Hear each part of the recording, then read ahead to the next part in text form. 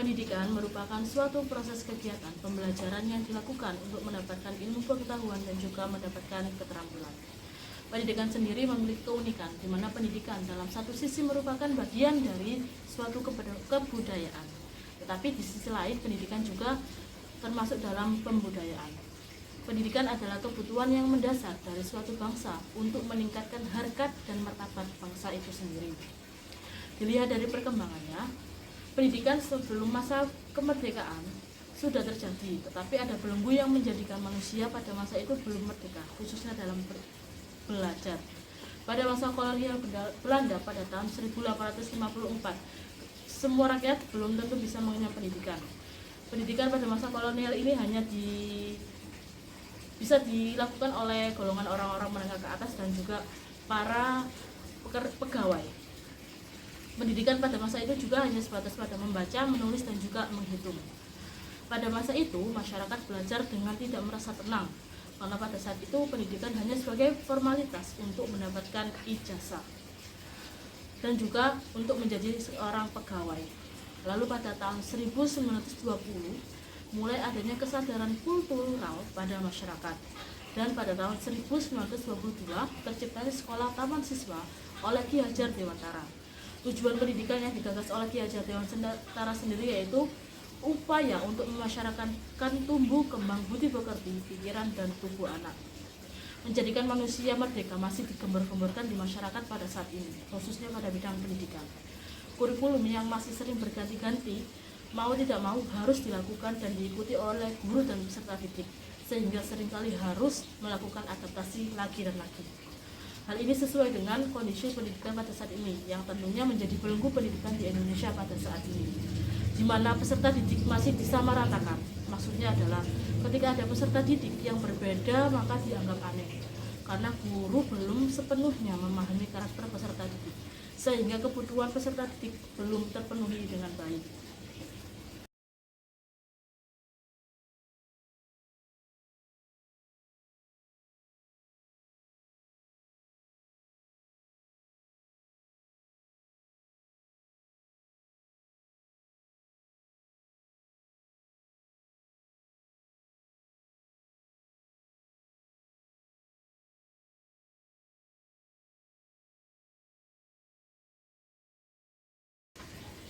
Berdasarkan hasil diskusi kelompok kami mengenai model pendidikan saat ini yang dapat melepaskan belenggu yang belum memerdekakan peserta didik. Yang pertama ada yang namanya model pembelajaran inklusif, di mana model ini merupakan model pembelajaran yang memungkinkan anak berkebutuhan khusus belajar dengan anak normal dalam satu kelas yang sama.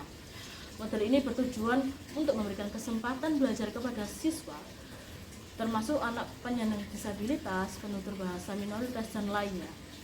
Yang kedua yaitu model pembelajaran kooperatif, yang mana model pembelajaran yang melibatkan banyak pihak, termasuk siswa dan guru, untuk mencapai tujuan pembelajaran.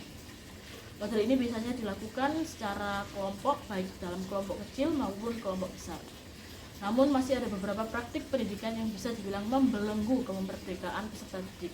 Yang pertama karena kurikulum tidak fleksibel, di mana banyak negara itu masih memilih kurikulum yang terstandarisasi yang membatasi kemampuan peserta didik untuk memilih mata pelajaran sesuai dengan minat mereka. Yang kedua yaitu karena metode pengajaran tradisional. Meskipun ada peningkatan dalam penggunaan metode pembelajaran yang lebih interaktif, banyak lembaga pendidikan masih mengandalkan metode pembelajaran tradisional, yaitu hanya berpusat kepada guru, di mana hal ini dapat membuat peserta didik kurang aktif dalam pembelajaran mereka. Yang ketiga karena stigma terhadap kesalahan. Beberapa sistem pendidikan mendorong peserta didik untuk takut melakukan kesalahan yang dapat menghambat eksperimen dalam pembelajaran melalui kegagalan. Yang keempat yaitu karena tekanan hasil ujian. Terlalu banyak penekanan pada ujian standar dan nilai akademik dapat membuat peserta didik lebih fokus pada mencapai nilai yang tinggi daripada pemahaman konsep.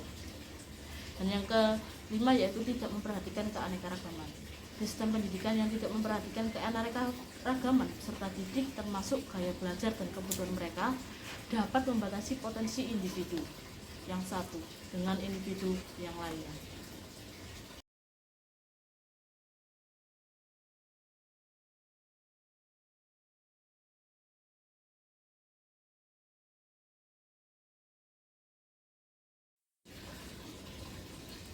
model pendidikan yang akan kami terapkan sebagai upaya untuk melepaskan belenggu dan memerdekakan peserta didik adalah dengan penerapan model yang selaras dengan apa yang diharapkan pada kurikulum Merdeka. Sebelum menerapkan sistem pembelajaran, guru harus terlebih dahulu mengetahui karakteristik peserta didik melalui observasi terhadap peserta didik, dengan tujuan untuk mengetahui kebutuhan peserta didik, sehingga guru dapat menentukan model pembelajaran apa yang paling tepat dan yang bisa diterima oleh peserta didik. Kemudian dalam menilai peserta didik, guru tidak hanya menilai pada hasil akhirnya saja, namun juga pada saat proses pembelajaran. Pada pembelajaran saat ini dapat mengganti apa yang telah lama berjalan, yaitu pembelajaran berpusat pada guru atau teacher based learning sepenuhnya menjadi pembelajaran yang berpusat pada murid atau student centered approach. Pendekatan yang dapat dilakukan yaitu yang pertama dengan pendekatan proyek. Pendekatan ini mendorong peserta didik untuk belajar melalui proyek nyata yang relevan dengan kehidupan sehari-hari peserta didik. Peserta didik memiliki kebebasan untuk menentukan topik, mengembangkan solusi, dan bekerja secara kolaboratif. Pendekatan yang kedua yang bisa dilakukan yaitu dengan menggunakan pendekatan berbasis kompetensi.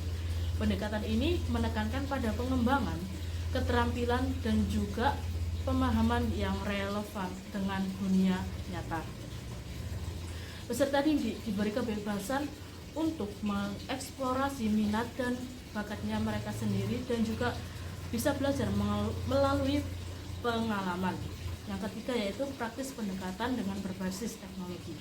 Penggunaan teknologi dalam pembelajaran dapat memberikan akses yang lebih luas kepada peserta didik untuk memperoleh informasi, berkomunikasi, dan berkolaborasi. Pendekatan ini dapat membantu memerdekakan peserta didik untuk belajar secara mandiri.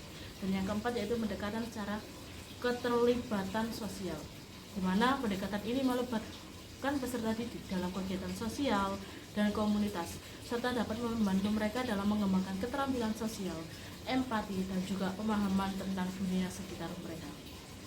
Penting untuk dicatat bahwa tidak ada satu model pembelajaran atau tidak ada satu model pendidikan yang sempurna. Setiap model pasti memiliki kelebihan dan kelemahan masing-masing. Penting juga bagi pendidik untuk memilih dan menggabungkan pendekatan ini sesuai dengan kebutuhan dan juga konteks peserta didik. Sekian yang dapat saya sampaikan, kurang lebihnya mohon maaf. Assalamualaikum warahmatullahi wabarakatuh.